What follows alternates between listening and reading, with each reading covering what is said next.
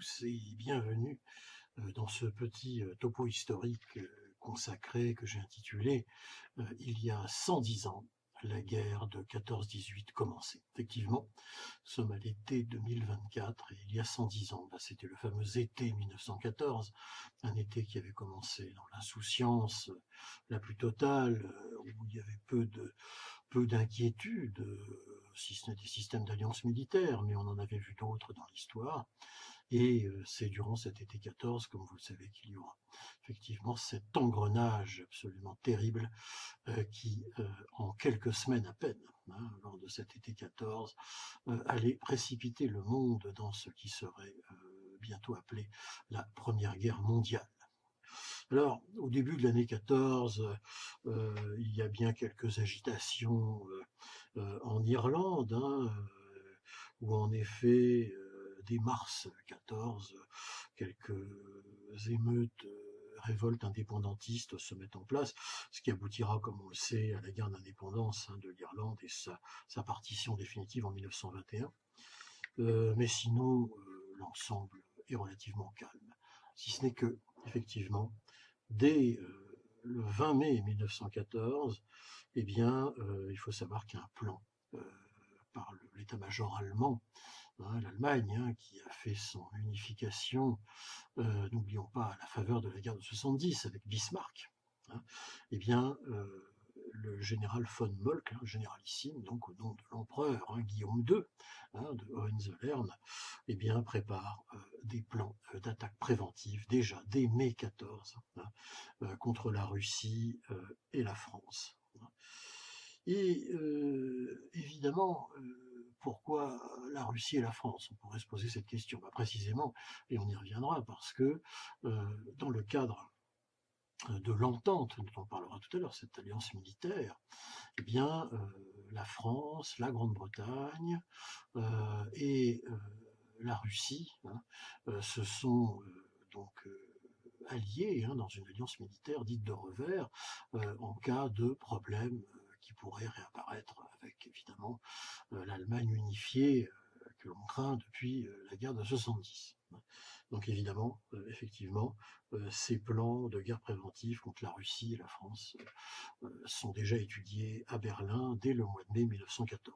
La tension est de toute façon importante, ne serait-ce qu'à cause évidemment de ce système d'alliance militaire sur lequel on va revenir. Dès le 13 juin aussi, 13 juin 1914, il faut savoir que Guillaume II, l'empereur allemand, donc, va, comment dire, recevoir l'héritier du trône de l'Autriche-Hongrie, où règne encore depuis 1848 l'empereur François-Joseph de Habsbourg. Et son héritier désigné, c'est l'archiduc François-Ferdinand.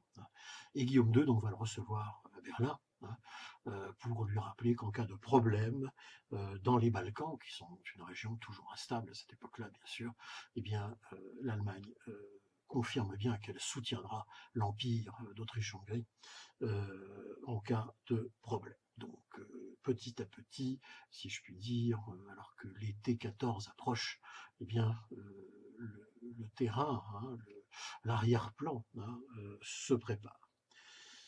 Alors quelles sont ces alliances militaires dont on parle ici? D'une part, il y a l'entente, qui est constituée déjà donc depuis 1904, le 8 avril 1904, et qui regroupe donc principalement la Grande-Bretagne, la France et le grand empire russe.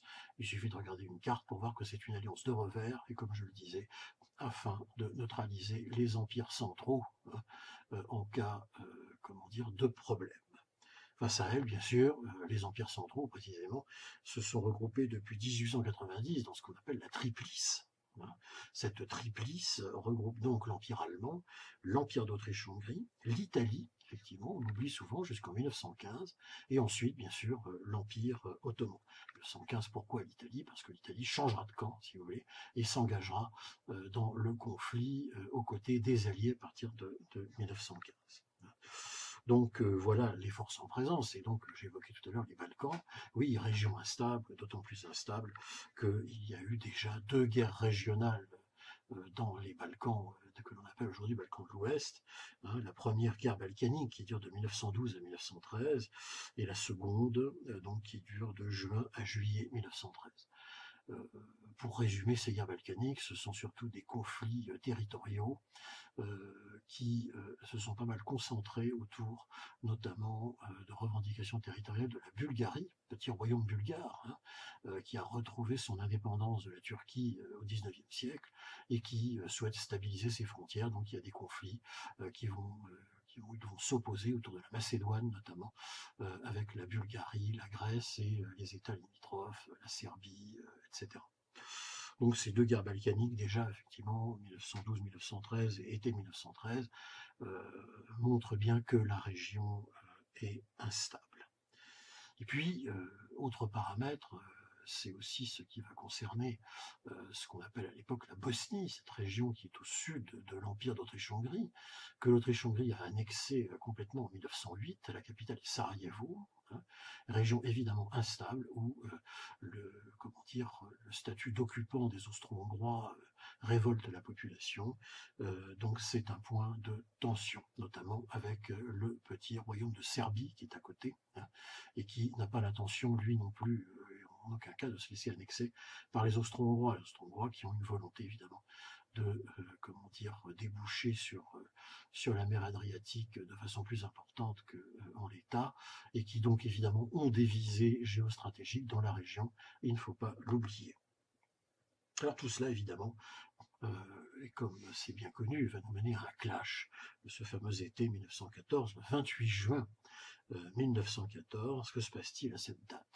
Eh bien, l'archiduc héritier de l'Empire d'Autriche-Hongrie, François Ferdinand, se rend avec son épouse donc en visite officielle, hein, à Sarajevo, dans cette province de Bosnie qui vient d'être annexée et où les tensions interethniques sont vives, et surtout la contestation de la présence évidemment de l'Empire austro-hongrois.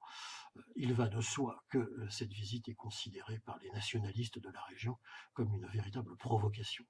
Et le 28 juin 1914, il se passe ce que tout le monde connaît, qui est ni plus ni moins que, évidemment, l'assassinat par un extrémiste nationaliste serbe, Gavrilo Princip, de l'archiduc François Ferdinand et de son épouse lors de cette visite officielle.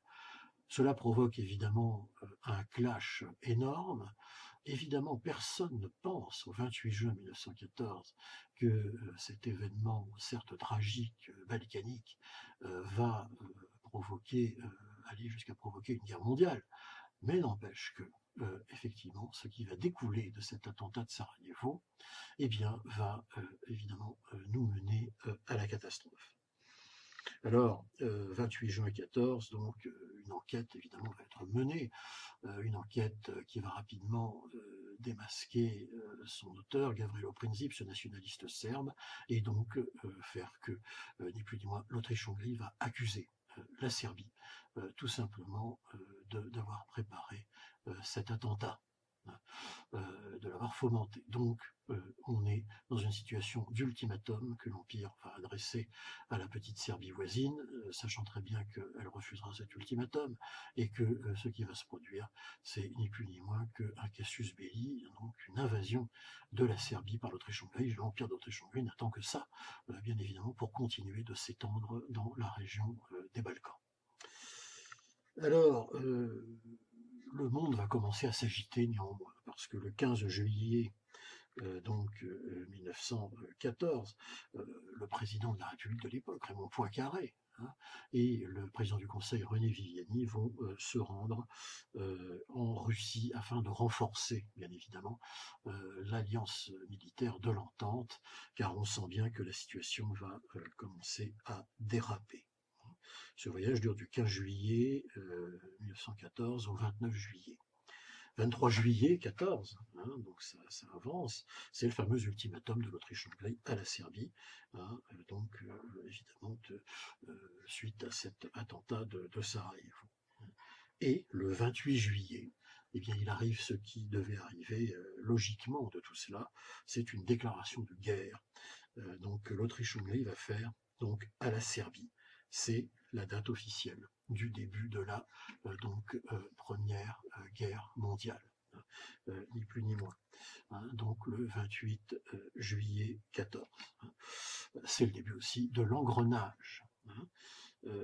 31 juillet 14, c'est l'assassinat de Jean Jaurès, le leader des socialistes, qui était aussi le leader, comment dire, de l'internationale socialiste, qui était très fortement en Europe anti-guerre.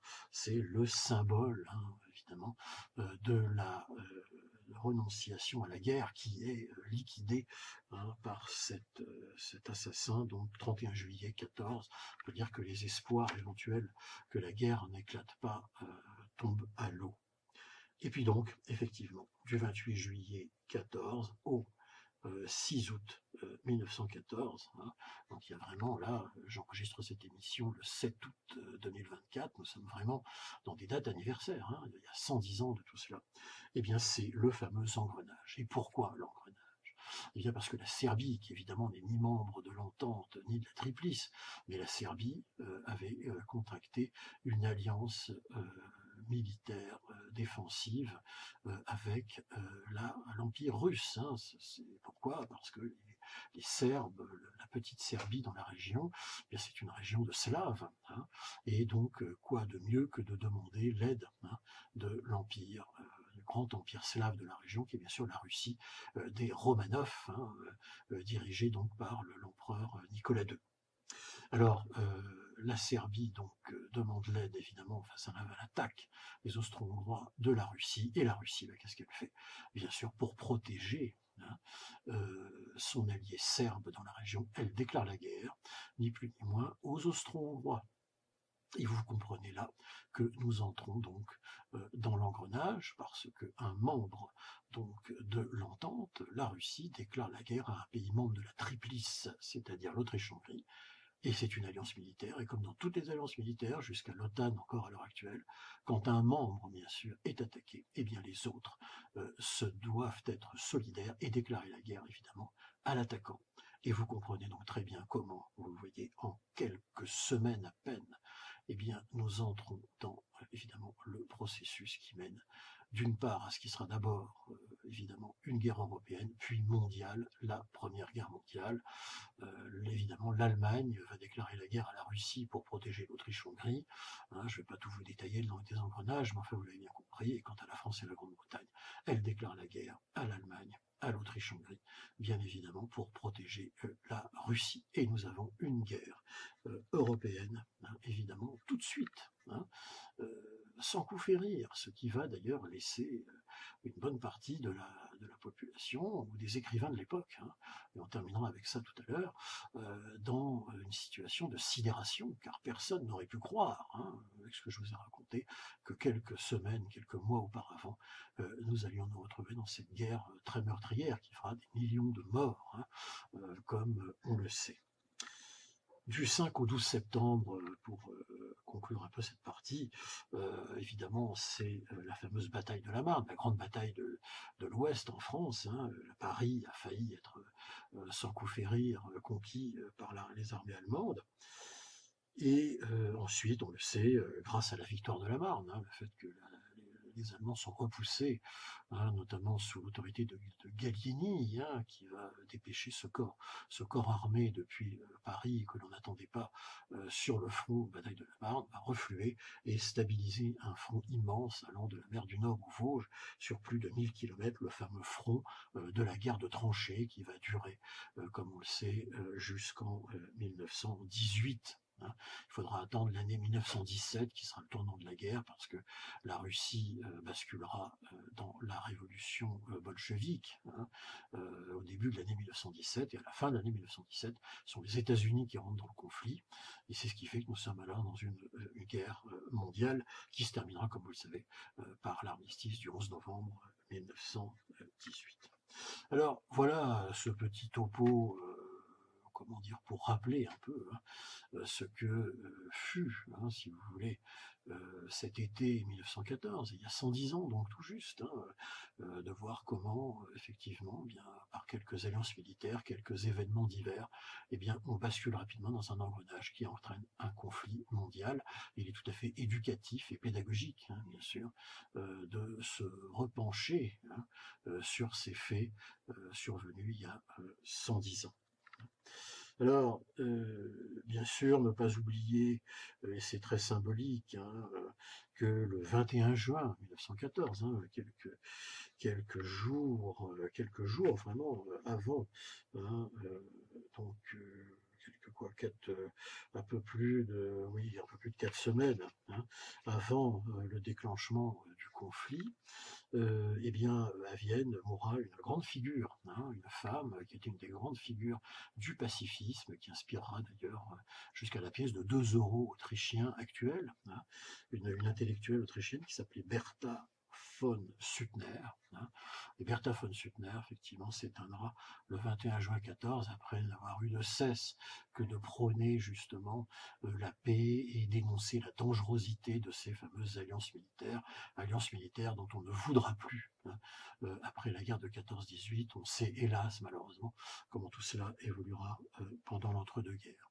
Et puis je terminerai en vous lisant quelques lignes du très beau livre qui est reparu il n'y a pas si longtemps, de ce grand intellectuel autrichien de l'Empire d'Autriche-Hongrie qui s'appelait Stefan Zweig.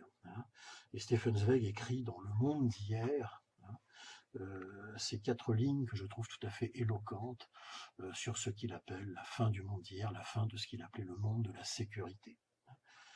Et je cite: « Alors, le 28 juin 1914 éclata à Sarajevo ce coup de feu qui en une seconde fracassa en 1000 miettes, comme un vase de terre creux, ce monde de la sécurité et de la raison créatrice, dans lequel nous avions été élevés, avions grandi et nous étions naturalisés. » Voilà.